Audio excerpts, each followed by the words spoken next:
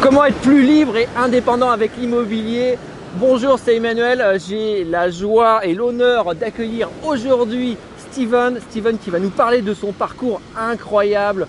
Sa vie a changé grâce à l'immobilier. Il va tout nous expliquer. Vous voyez, il est très jeune, il est beau, il va nous raconter toute son histoire. Alors, salut Steven.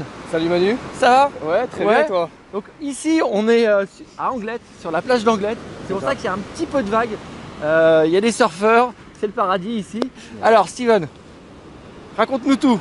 Alors, bon, moi j'ai commencé, je me suis lancé dans l'immobilier il y a un peu plus de 2 ans maintenant. Mais en gros, pour faire un parcours, je vais vous raconter mon parcours plus en détail, d'où je pars et comment j'en suis arrivé là. Donc si vous voulez, moi j'étais plus jeune, je voulais faire footballeur professionnel. Je m'étais lancé dans cette démarche et c'était ma passion à la base. J'avais une bonne évolution et sauf que au bout d'un jour j'ai eu un accident de voiture qui a fait que ça a ruiné ma carrière. J'ai eu le genou explosé en fait et pendant 1 an j'ai pas pu jouer. Du coup ouais, j'étais au fond du trou. En fait je visais ma vie là-dessus quelque part. D'accord. Et donc je me suis retrouvé au pied du mur en fait. Pendant 1 an j'ai pas joué au foot. Donc je me suis retrouvé à revenir habiter chez ma mère. Ouais. J'avais rien en fait, j'avais aucun bagage, donc j'avais arrêté mes études au niveau du bac. Et derrière j'avais rien, je pouvais rien faire d'autre, je me voyais rien faire d'autre en fait. Ouais. Donc à partir de là, j'ai dû reprendre les études. J'ai repris du coup des études, je me suis relancé dans un BTS et sauf qu'au bout d'1 an je me suis rendu compte que c'était vraiment pas pour moi. D'accord. Donc à la fin de mon stage, voilà, je me rappelle comme si c'était hier en fait. À la fin de mon stage, je suis rentré chez moi le dernier jour de mon stage et je me suis posé sur le canapé et qu'est-ce qu'il t'a dit? Mais je me suis dit waouh, non en fait je veux pas de cette vie là, je peux pas faire des 9h-17h tous les jours, 5 jours par semaine et profiter uniquement de mes week-ends. Donc à partir de là j'ai pris la décision de me dire ok tant pis, j'arrête les études mais je vais faire tout ce qu'il faut pour faire quelque chose de ma vie. Faire quelque chose qui m'inspire vraiment, qui me passionne et vivre de ce qui me plaît. D'accord. Donc je partais vraiment de rien. Et à partir de ce moment-là, cette situation c'était il y a 4-5 ans. Donc je me suis remis pas mal en question par rapport à ça. Donc j'ai fait un gros travail sur moi parce qu'à l'époque aussi j'étais, on voit peut-être pas là, mais très timide. T'as investi sur toi? Voilà, j'ai vraiment investi sur moi, j'étais très timide, manque de confiance, je prenais jamais les devants. J'étais souvent en retrait, je restais en retrait, je n'osais pas trop intervenir, donc je m'affirmais pas. Et donc tout ça, je l'ai travaillé. Donc à partir de ce moment-là, j'ai détaillé un peu les points que je devais améliorer chez moi. Donc j'ai commencé par faire un gros travail personnel. Donc grosse remise en question sur moi, travailler voilà, tout ce qui est confiance en soi, tout ça. Et parallèlement à ça, chercher quelque chose, ou un domaine dans lequel je pourrais m'épanouir et vivre de ça. Donc dans cette démarche, elle a pris un certain bout de temps avant que je trouve quelque chose, jusqu'à ce que je découvre justement le monde de l'immobilier. Ouais. Donc ça a duré à peu près 2 ans où j'ai fait un gros travail sur moi et que je découvre le monde de l'immobilier et à travers une vidéo que je découvre que grâce à l'immobilier on peut s'en sortir. Grâce à l'investissement immobilier on peut s'en sortir. Donc, sur internet quoi? Voilà, sur internet. Donc voilà, je regardais beaucoup de vidéos YouTube, je m'informais à fond là-dessus. Et donc à partir de là, ça on remonte à il y a à peu près 2 ans et demi, fin 2015. Donc je décide à ce moment-là je vois une formation et je décide de me lancer dedans.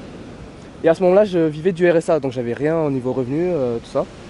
Donc au fur et à mesure que j'avance dans la formation, je découvre les techniques pour réussir à investir rapidement. Et donc j'ai mis en gros, je me suis lancé un défi et j'ai mis un plan en place. D'accord. Donc le défi c'était d'investir le plus rapidement dans l'immobilier, sachant que je partais d'une situation où je vivais du RSA, précaire, je vivais chez ma mère, j'avais rien pour moi en fait. Ok.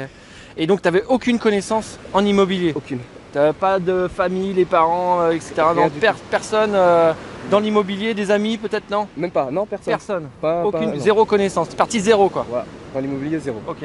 Voilà. Après la chance que j'avais, c'est que j'avais aucun a priori par rapport à ce mode d'investissement, enfin ce mode d'investissement, parce que justement dans mon entourage j'avais pas de retour là-dessus, donc je partais sans appréhension. C'est déjà pas mal. Voilà, c'est clair. Sans avoir des gens qui vous cassent toute la journée en disant mais non, c'est pourri, faut pas acheter, c'est trop cher, etc. Alors qu'ils n'y connaissent rien. C'est quand même un sacré frein. Et toi, tu n'avais pas ce frein là en tout cas. Voilà, au début j'avais pas ce frein. Mais en tout cas voilà, au niveau du plan que je mets en place, donc je sais pas si je le détaille. Détail, vas-y. Détaille tout. Donne-nous ton plan d'action. Donc en gros ce que j'ai mis en place, voilà. Donc au niveau des étapes, donc moi je partais du principe que j'avais un objectif clair. Ouais. Donc c'était de me lancer vite dans l'immobilier, l'investissement locatif.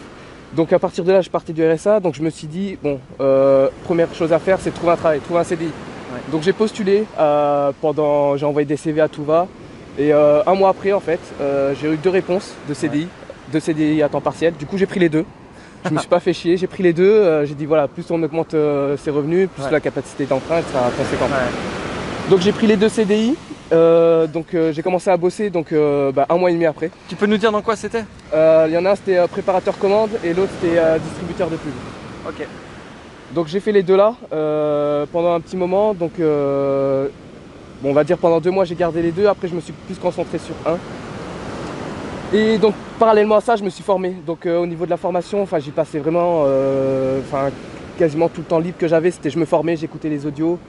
Et c'est ce qui quelque part a fait que j'ai vite réussi à intégrer les grands principes. Et que j'ai vite intégré et su passer à l'action rapidement. Et au fur et à mesure, donc j'ai compris comment ça fonctionnait. Et j'ai continué à avancer dans la formation. Et j'ai commencé à faire des visites. Le plus dur c'était faire des visites. Quand on s'y connaît pas, on a souvent des appréhensions. On se dit voilà, je vais arriver, je connais pas trop, donc on va me prendre pour un touriste. Mais au final, faut sauter le pas. C'est le syndrome de l'imposteur. Voilà, c'était ça. On se dit mais qui je suis pour acheter un appartement ou même plusieurs. Mais en fait, c'est pour tout le monde pareil. On a tous été débutants un jour ou un autre. Donc il n'y a vraiment pas de quoi. En fait, les blocages, ils sont surtout dans notre tête. Exactement. Mais pas ailleurs, parce qu'en fait, il n'y a pas de raison que ça passe pas non plus. Non. Et on a tous débuté un jour. Donc, et toi, donc tu as réussi à surmonter cette épreuve-là? Voilà, j'ai réussi à la surmonter. Donc j'enchaînais les visites. Et en fait, parallèlement à ça, je me suis rendu compte que plus j'en faisais, plus ça devenait plus ou moins facile. J'arrivais à poser les bonnes questions. On me prenait de plus en plus au sérieux. Et au final, peut-être 3-4 mois après, parce que je faisais des visites, mais en contrepartie aussi je faisais des offres. Et j'ai pas dans ma démarche, je me suis pas dit, je me fixe un budget maximum en fait. C'était plus dans une notion d'apprentissage. Ouais. Et après petit à petit, j'ai réussi j'ai défini quand même un seuil à pas dépasser au niveau de l'investissement. Mais je suis allé sur le terrain, je suis passé à fond à l'action par rapport à ça. Ouais. Donc jusqu'à ce que 4-5 mois après avoir commencé, donc là on est en janvier. Ouais. Donc janvier j'ai commencé à faire les visites, à me former tout ça. Et mai, j'ai réussi à avoir la première, j'ai la première offre qui est acceptée en fait. D'accord. 5 mois après, première offre qui est acceptée. Ok. Donc là, commence les démarches au niveau de banquier et tout ça. Et pareil, je passe par un courtier pour que ça soit plus facile en fait. J'avais pas envie de me faire chier, tout ça. Très bien. Et donc je signe le compromis dans la foulée. On valide le projet, on est en août, 6 mois de travaux, parce que c'est un projet de division que j'ai fait en fait. 6 mois de travaux. Ouais, projet de division, 6 mois de travaux. T'attaques par le plus simple quoi. Exactement. 6 mois de travaux et donc je décide de me lancer en fait dans la courte durée. Donc ça c'est un projet qui a été mûri en amont. Parce que je pars du principe où il faut définir exactement aussi ses objectifs. Ouais. Moi c'était vraiment de générer du cash flow rapidement et pourquoi pas de vivre de cette activité et renouveler l'opération aussi plus tard. Ouais. Donc voilà, je décide de me lancer dans la courte durée et j'ai des résultats qui cartonnent dès le début en fait. Tes résultats c'est quoi? Dis-nous tout. Alors mes résultats. Parlons un peu de chiffres, de cash flow. Ouais, on peut parler chiffres, y a pas de Combien souci. t'as acheté, tu te souviens? Ouais, j'ai acheté, le projet complet c'était 200 000. 200 000. Ouais, mais il faut savoir donc dans mon parcours ce que j'ai acheté à 2. Ok. C'est que j'ai acheté à 2 parce que je suis dans une région qui est assez chère au niveau du prix de l'immobilier. Et c'était le moyen, c'était un peu l'effet de levier aussi de jouer là-dessus, d'acheter à 2 pour pouvoir acheter plus gros et avoir un plus gros projet et Ouais. derrière, ben voilà, rapporter plus quelque part. D'accord. À 2 en nom propre ou comment vous avez fait en indivision? Alors à 2 en nom propre. D'accord, en nom propre. Ouais, en indivision. Et tu exploites. D'accord, ok, ça on va venir après. Donc 200 000, aujourd'hui tu fais combien de chiffre d'affaires par an? Chiffre d'affaires par an, donc les biens sont exploités depuis 1 an et demi maintenant. Ouais. Donc je me suis lancé au niveau de l'exploitation en février-mars 2017. Ouais. Donc on a affiché en fait complet, quasiment complet dès les premiers mois. Ouais. Dès les premiers mois.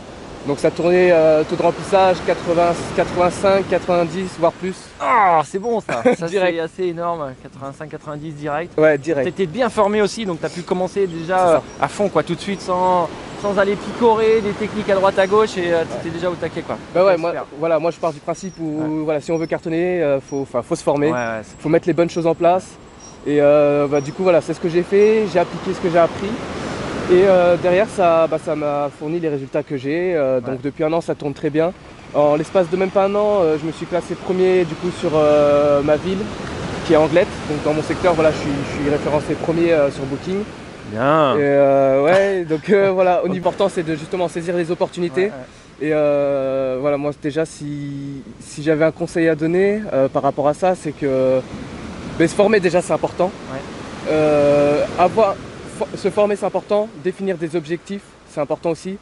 Et voilà, passer beaucoup à l'action, ne pas avoir peur du regard des autres, se débloquer des idées reçues, pas faire attention à ce que disent les autres, dire voilà tu vas pas y arriver, ça va être difficile. On sait que ça va être difficile mais voilà, faut foncer et c'est en persévérant qu'on y arrive. Bah écoute Steven, je crois qu'on va garder ça comme mot de la fin parce que c'est bien résumé, passer à l'action, avancer à votre rythme et avancer, c'est ça qui est important, aller au bout des choses. Ouais. Faites le maximum, donnez-vous au maximum dans tout ce que vous faites et puis de toute façon les résultats ça va naturellement arriver, hein. Si vous essayez pas c'est sûr que vous n'arriverez pas. Il y a des gens encore qui cherchent des investissements immobiliers uniquement sur le bon coin dans leur canapé. Ouais. Forcément, ils trouvent pas, ils disent que tout est trop cher. Ouais. Mais oui, c'est sûr, il faut sortir de son canapé, aller voir ailleurs, rencontrer des gens. C'est important aussi d'aller sur des séminaires, rencontrer d'autres personnes. Vous allez voir, ça va vous enrichir, vous ne pouvez pas savoir. Écoutez, j'espère que cette vidéo, vous avez apprécié cette vidéo avec ce jeune homme plein de dynamisme. D'ailleurs, j'allais faire ma séance de sport après. Parce qu'en fait, il s'entraîne, voilà, il fait un peu de sport juste à côté. Ouais. Moi, je vais peut-être aller surfer aussi. Là. Ouais. Et puis, écoutez, je vous dis à très bientôt dans une nouvelle vidéo. Encore merci Steven merci pour son parcours et puis bon courage pour la suite. Mais je crois qu'il n'y aura pas trop de difficultés. J'ai confiance en toi. Je pense que tu vas encore continuer à cartonner. Il n'y a pas de raison. Je te remercie. Merci Steven. Allez, ciao. À la prochaine. Salut.